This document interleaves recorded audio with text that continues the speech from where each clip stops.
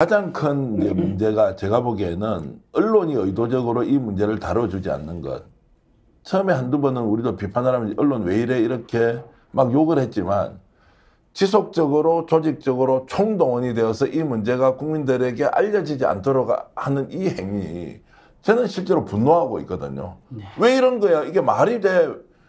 정말 너무하다. 이런데도 옴짝달싹하지 않고 이런 식으로 계속 문제를 덮어가는 언론 문제, 이거는 어쩔 수 없습니까? 국민들이 그냥 다르게 어떻게 할 수 있는 방안이 없어요, 노 변호사님.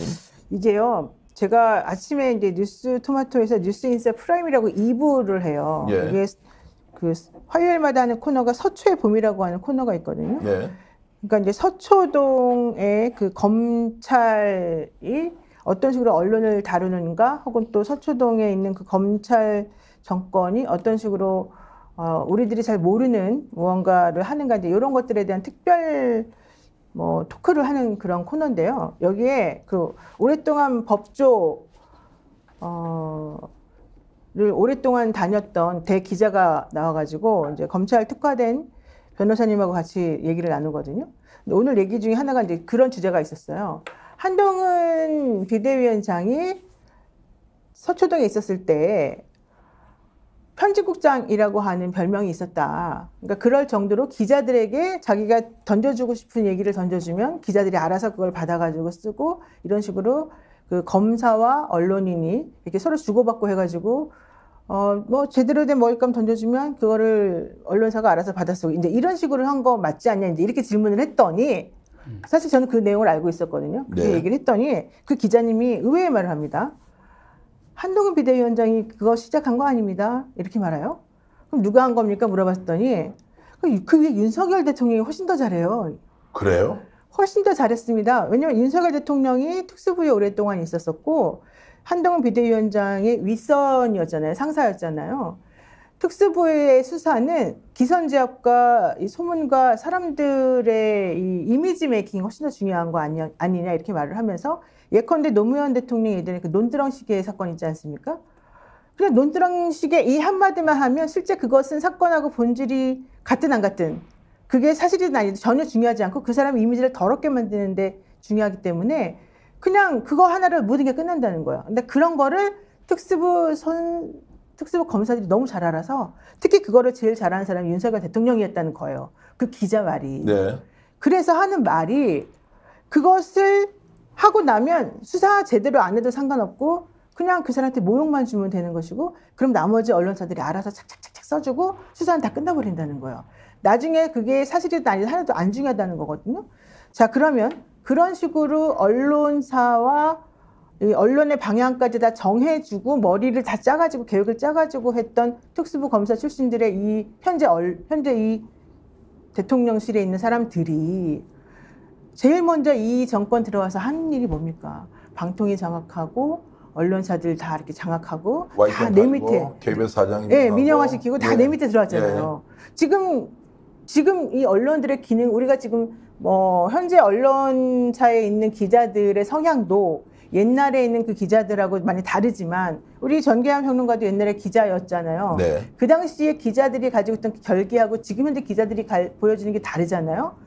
그럼에도 불구하고 그래도 예전에는 조금이라도 저항하는 게 있었잖아요. 지금 전혀 그런 게 없잖아요. 그런데 그래도 불구하고 뭔가 좀 쓰려고 하고 뭔가 좀 진실을 탐구하려고 하는 게 그런 게 있는데, 지금은 아예 그런 것들 다 틀어 막아버렸잖아요.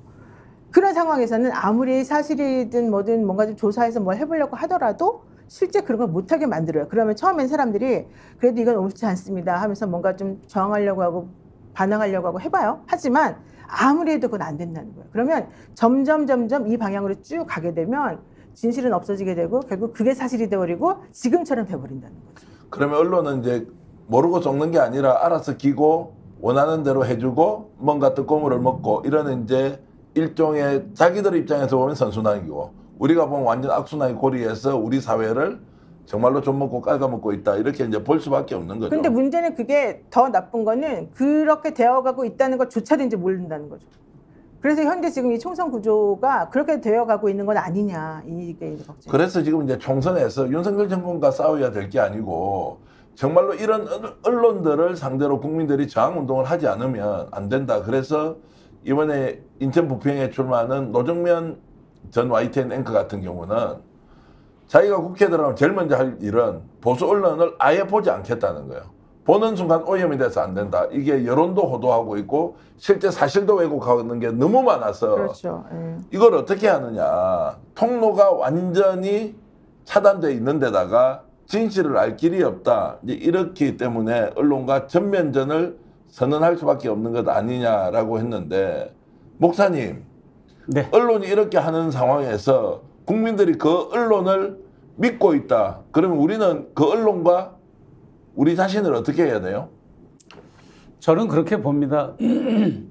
기존의 뭐 주류 언론들, 레가시 미디어라고 하는 그 언론들이 말씀하신 대로 지금 제 기능과 역할을 거의 못한다는 게 아니라 완전히 저는 그냥 손을 내려놨다고 보아지고 권력을 감시하고 견제하고 권력의 부조리와 부정부패를 캐내야 할 언론들이 그 임무를 다하지 못하기 때문에 오히려 대한민국의 언론 지형에 있어서 획기적인 사건이 발생해야 된다고 봐지는데 뭐냐면 기존의 주류 언론들을 견제하는 또 다른 언론이 생겨나야지 않을까. 뉴미디어하고는 또 별도로 기존의 언론들이 제대로 못하니까 그 언론들을 견제하는 언론이 또 생겨야 될 필요성까지 느낄 정도로 지금의 언론들은 자기들이 무슨 기득권이 아님에도 불구하고 이미 기득권화 돼버렸고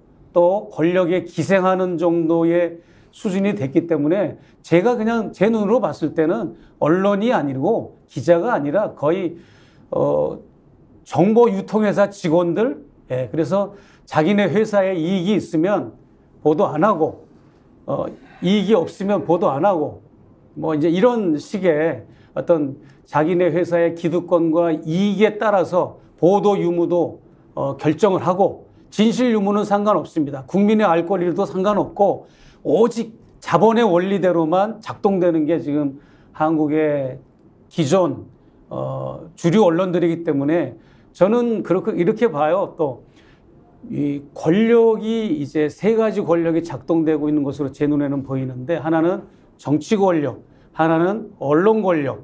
이 정치 권력은 지금 윤석열 정부하에서는 당연히 검찰 권력이 집권을 했기 때문에 이제 검찰 권력이 된 거죠. 정치 권력이. 그리고 언론 권력.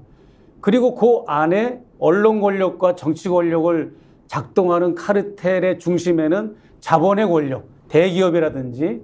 그래서 저는 김건희 여사나 윤석열 대통령이 한동훈 씨를 비대위원장으로 투입한 게 아니라 저는 넓은 그림으로 볼 때는 자본 세력이 한동훈 위원장을 투입한 거다. 이런 관점으로 봐도 무리가 없을 것 같고 그래야만이 서로가 피차 언론은 언론대로 권력은 권력대로 자본은 자본대로 자기들의 기득권을 유지하면서 예, 그렇게 살 것 같아요. 스픽스는 말하는 언론입니다. 대세는 유튜브, 그중에서 스픽스.